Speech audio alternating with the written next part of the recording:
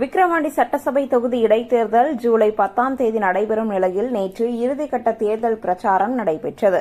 நேற்று மாலை 6 மணியுடன் பிரச்சாரம் ஓய்ந்துள்ளது. முன்னதாக இன்று விக்கிரவாண்டி இடைத்தேர்தலில் போட்டியிடும் நாம் தமிழர் கட்சி வேட்பாளர் அபிநயாவுக்கு ஆதரவாக வரத்தூர் பகுதியில் வாக்கு சேகரித்தார் நாம் தமிழர் கட்சி தலைமை ஒருங்கிணைப்பாளர் சீமான் அவர்கள்.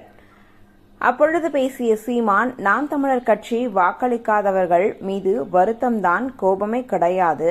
அவர்களை பார்க்கும் பொழுது பாவமாக இருக்கும். மக்கள் சரியில்லை என்று மட்டும் என் முன்பாக சொல்லிவிடாதீர்கள். ஏனென்றால் அதிலிருந்துதான் நாமும் வந்திருக்கிறோம். எனக்கு ஓட்டு போட மறுப்பவர்கள் என் ஆத்தாவும் அப்பனும் தான். என் சித்தப்பன், பெரியப்பன், மாமன், மச்சான் தான். நான் கருப்பாக குள்ளமாக இருப்பதால் என் பேச்சை நிறைய மக்கள் கேட்பதில்லை.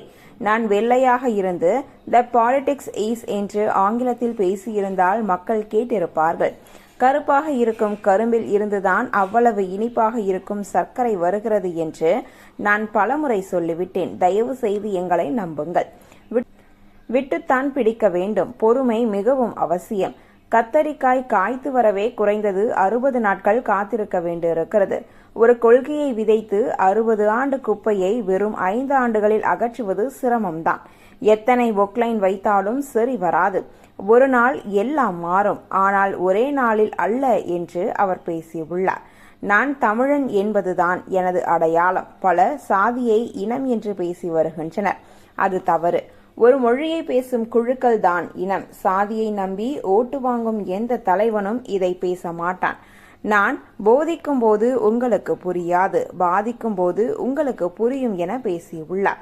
தற்பொழுது இந்த ஒரு காணொளிதான் சமூக வலைதளங்களில் மிக வேகமாக பரவி வருகிறது. குறிப்பாக நாம் தமிழர் கட்சிதான் இந்த ஒரு தேர்தலில் வெற்றி பெறும் என்று பலரும் தற்பொழுது வரை பேசி வருகிறார்கள்.